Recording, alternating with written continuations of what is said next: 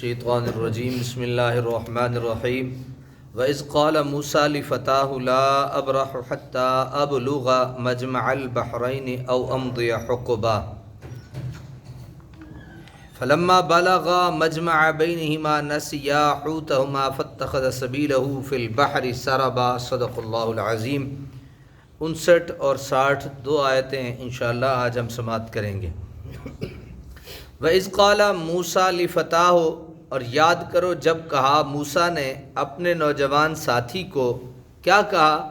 لا ابرح حتی ابلغ مجمع البحرین او امضی حقبا، کہ میں چلتا رہوں گا یہاں تک کہ پہنچوں جہاں دو دریا ملتے ہیں۔ یعنی حضرت موسیٰ علیہ السلام نے اپنے ساتھی کو کہا کہ جہاں ہم چلتے رہیں گے، جہاں دو دریا آپس میں ملتے ہیں وہ ہماری پڑاؤ کی جگہ ہوگی۔ او امضی حقبا، یا چلتے چلتے گزار دوں گا مدت دراز، یا لمبی مدت ہم چلتے رہیں گے۔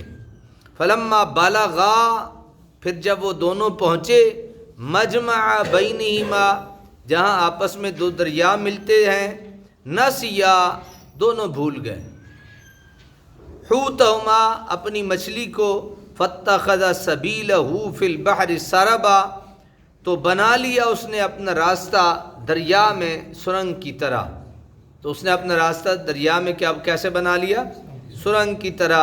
وہ مچھلی بھول گئے دونوں اپنی مچھلی کو، نسیا حوتہما، اپنی مچھلی دونوں بھول گئے اور وہ دریا میں چلی گئی۔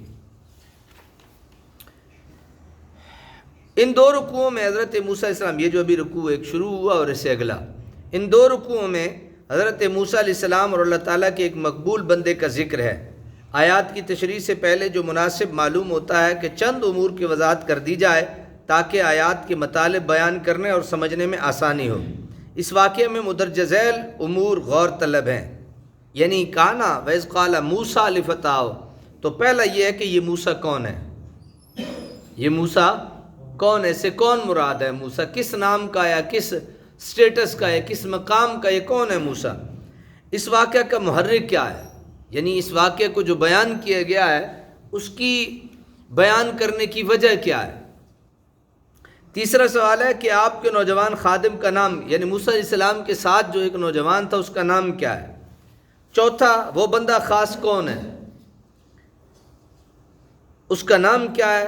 کیا وہ ولی تھا یا نبی؟ وہ اب زندہ ہے یا نہیں؟ یہ سوال تھے۔ پانچواں تھا اس کا کہ وہ جگہ جہاں یہ دونوں حضرات ملے تھے وہ کہاں ہیں؟ باقی چیزیں آیات کی تشریح کے ضمن میں بیان ہو جائیں گی۔ بڑی توجہ سے دائیں بائیں آگے پیچھے توجہ کرنے سے بہتر ہے کہ جو میں عرض کر رہا ہوں اس کو سنا جائے۔ حضرت سعید بن جبیر فرماتے ہیں کہ میں نے حضرت ابن عباس سے اس موسیٰ کے متعلق دریافت کیا اور انہیں بتایا کہ نوفل بکالی کا خیال ہے، کوئی ہوگا اس وقت کا سیاںا میاںا، نوفل بکالی کا خیال ہے کہ اس واقعے میں جس موسیٰ کا ذکر ہے وہ موسیٰ بنی اسرائیل نہیں، یعنی وہ حضرت موسیٰ علیہ السلام نہیں، بلکہ یہ موسیٰ بن افراسیم بن یوسف ہے۔ حضرت ابن عباس یعنی حضرت عبداللہ ابن عباس، سعید بن جبیر فرماتے ہیں کہ میں نے حضرت ابن عباس سے اس موسیٰ کے متعلق دریافت کیا، یعنی میں، حضرت سعید بن جبیر کہتے ہیں میں نے موسیٰ سے پوچھا کہ جو نوفل بکالی ہے اس کا خیال یہ ہے کہ یہ حضرت موسیٰ نہیں ہے، جو اللہ کے نبی ہیں وہ نہیں ہیں، بلکہ یہ موسیٰ بن افراسیم بن یوسف ہے۔ حضرت ابن عباس نے یہ سن کر، حضرت ابن عباس سے مراد ہے حضرت عبداللہ ابن عباس، یعنی حضرت عبداللہ سے جو ابن عباس کے بیٹے ہیں، حضرت عباس کے بیٹے ہیں، یہ سن کر فرمایا کہ اللہ کے دشمن نے جھوٹ بکا ہے، وہ جو نوفل بکالی نے کہا ہے نا یہ جھوٹ ہے۔ ہمیں ابی بن کعب نے بتایا کہ انہوں نے رسول اللہ صلی اللہ علیہ وسلم کو یہ فرماتے سنا کہ ایک دن موسیٰ علیہ السلام بنی اسرائیل کو خطبہ دینے کے لیے کھڑے ہوئے تو آپ سے پوچھا گیا سب سے بڑا عالم کون؟ اب وہ محرک کیا ہے، یعنی وجہ کیا بنی یہ سارے واقعے کی؟ تو حضرت موسیٰ علیہ السلام سے پوچھا گیا تو آپ نے کہا سب سے بڑا عالم کون؟ آپ نے جواب میں کہا میں سب سے بڑا عالم ہوں۔ اللہ تعالیٰ کو یہ بات پسند نہ آئی، انہوں نے علم کو اپنی طرف کیوں منسوب کیا، اس کی ذات کی طرف کیوں نہیں تفویض کیا؟ چنانچہ اللہ تعالیٰ نے آپ پر وہی بھیجی کہ مجمع البحرین میں میرا ایک بندہ ہے جو تجھ سے زیادہ عالم ہے۔ مجمع البحرین جہاں پہ دو سمندر ملتے ہیں وہاں ایک میرا بندہ ہے وہ تجھ سے زیادہ عالم ہے۔ موسیٰ علیہ السلام نے عرض کی یا الہی میں اس کی خدمت میں کیوں کر پہنچ سکتا ہوں، کیسے پہنچ سکتا ہوں؟ حکم ہوا اپنے ساتھ ایک مچھلی ٹوکری میں رکھ لو، جہاں وہ مچھلی گم ہو جائے وہ میرے اس بندے کی قیام گاہ ہوگی۔ اس فتح سے مراد یعنی وہ جو نوجوان تھا آپ کے ساتھ، اس کا نام ہے یوشع بن نون۔ وہ نوجوان تھے، سفر و حضر میں حضرت کلیم کی خدمت میں رہا کرتے تھے۔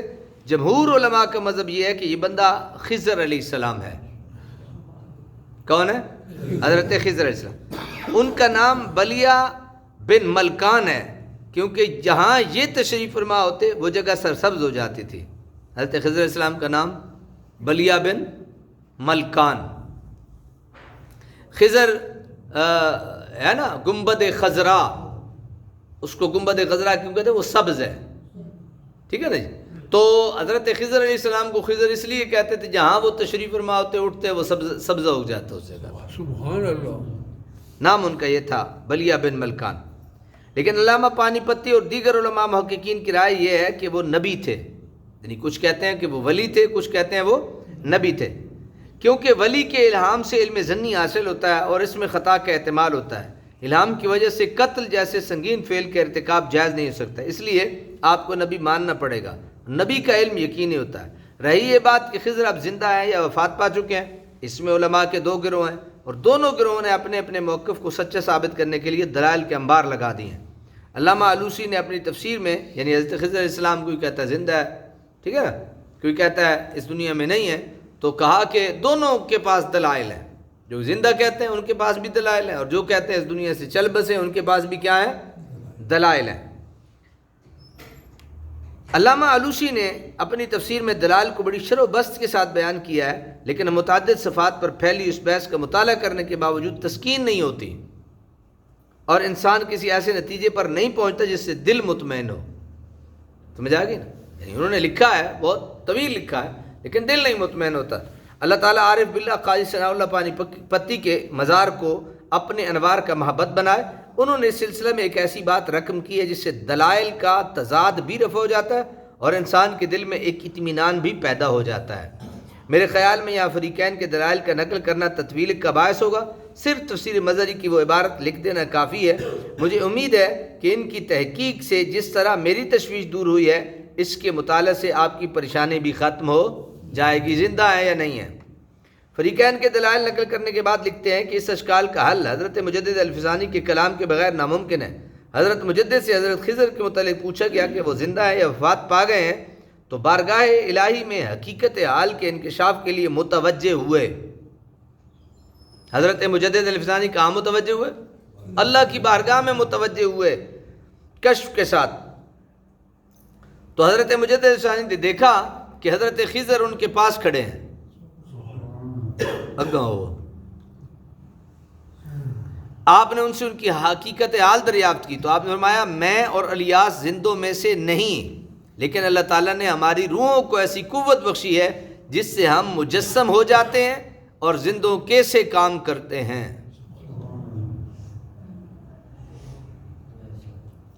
مزہ آیا؟ پھر دوہرا دیتا ہوں، اگر نہیں مزہ آیا میں پھر دوہرا دیتا ہوں، یہ جملہ بڑا دل کو بھانے والا ہے۔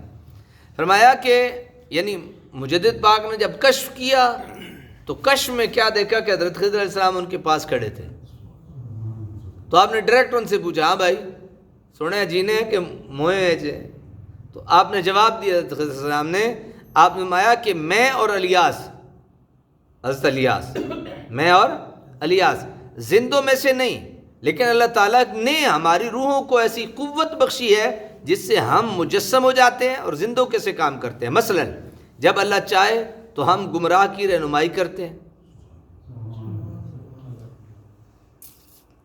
بڑی ہیں گلاں مننی ہے پیسن، اور مصیبت زدہ کی مدد کرتے ہیں، علم لدنی کی تعلیم دیتے ہیں۔ ایک یہ علم ہے، ایک القاء ہونے والا علم ہے، علم لدنی کی تعلیم دیتے ہیں، اور جس کے متعلق اللہ تعالیٰ کا ارادہ ہو اسے روحانی نسبت مرحمت کرتے ہیں۔ ہمیں اولیاء اللہ میں سے جو قطب مدار ہوتا ہے اس کا معاون و مددگار بنایا گیا ہے۔ جو سب سے بڑے عہدے پہ ہوتا ہے نا، سب سے بڑے عہدے پہ ولی اللہ کا کہا ہمیں اس کا مددگار بنایا جاتا ہے کہ تم دونوں اس کی مدد کرو۔ آگے سنیے، اللہ تعالیٰ نے اسے مدار عالم بنایا ہے اور اس کی برکت و فیض سے دنیا کی بقا ہے۔ آج کل یمن کے ایک بزرگ قطب مدار ہیں جو شافعی المذہب ہیں، ہم ان کے ساتھ شافعی مذہب کی مطابق نماز ادا کرتے ہیں۔ اس کشف صحیح سے مختلف اقوال کا تضاد ختم ہو گیا اور اشکال دور ہو گیا۔ سب تعریفیں اللہ کے لیے جو کبیر و متعال ہے۔ وہ مقام جہاں ان دونوں بزرگوں کی ملاقات ہوئی تھی وہ کہاں ہے؟ قرآن کریم نے اسے مجمع البحرین، دو دریاؤں کے ملنے کی جگہ سنگم سے تعبیر کیا ہے۔ اس کے بارے میں بھی علماء مختلف رائے رکھتے ہیں۔ چند اقوال کشاف سے منقول ہیں۔ مجمع البحرین سے مراد نمبر 1 فارس اور روم کے دریاؤں کا سنگم، طنجہ نمبر 2 طنجہ کا مقام ہے، نمبر 3 افریقہ اور اندلسی مفسرین نے تو اندلسی دریا مراد لیے ہیں، وکیلا ہوا بارو بالاندلس، ٹھیک ہے نا جی۔ بعض فضلاء نے وہ جگہ مراد لی ہے جہاں دریائے نیل کی دو شاخیں بحر ابیض اور بحر ارزق آ کر ملتی ہیں، لیکن یہ قول اس وقت قابل قبول ہو سکتا ہے جب اس واقعہ کا وقوع مصر سے ہجرت کرنے سے پہلے کا ہو، لیکن دیگر روایات اس کی تائید نہیں کرتی اور اس امر کا بھی کوئی ثبوت نہیں ملتا کہ سینا اور طے میں اقامت فرمانے کے بعد حضرت موسیٰ پھر مصر تشریف لے گئے ہوں۔ بہرحال مجمع البحرین کوئی سے دو دریاؤں کے سنگم کا نام ہے۔ قرآن کریم نے جس مقصد کے لیے اس واقعہ کو بیان کیا ہے اس کا سمجھنا اس پر موقوف نہیں۔ ان امور کو ذہن نشین کر لینے کے بعد اب آیات طیبات کی طرف متوجہ ہو۔ فتح سے مراد یوشع بن نون ہے۔ فتح نوجوان کو کہتے ہیں۔ خادم کو ادب و احترام کے لیے خادم کے بجائے فتح نوجوان کے لفظ سے یاد فرما دیا گیا۔ اس سے ہمیں یہ سکھایا گیا کہ فرق مراتب کے باوجود ہمیں کوئی ایسا لفظ استعمال نہ کرنا چاہیے جس سے کسی اپنے سے کم درجہ کی تذلیل اور دل آزاری کا پہلو نکلتا ہو۔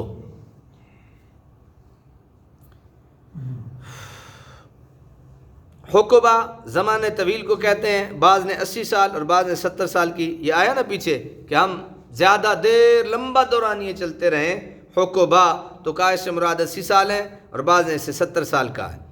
جب دو دریاؤں کے سنگم پر پہنچے تو سفر کی تھکان دور کرنے کے لیے ایک چٹان کے سائے میں استراحت فرمائے۔ توشہ دان میں بھنی ہوئی مچھلی بھی تھی۔ اسے جب اس خطہ کی ہوا لگی جس میں اس مرد خدا کی سانس کی مہک بسی ہوئی تھی تو وہ زندہ ہو گئی۔ زور نال سبحان اللہ کو۔ اور اس نے دریا میں چھلانگ لگا دی۔ کیا کر لیا؟ دریا میں چھلانگ لگا دی۔ اللہ عمل کی توفیق عطا کرے۔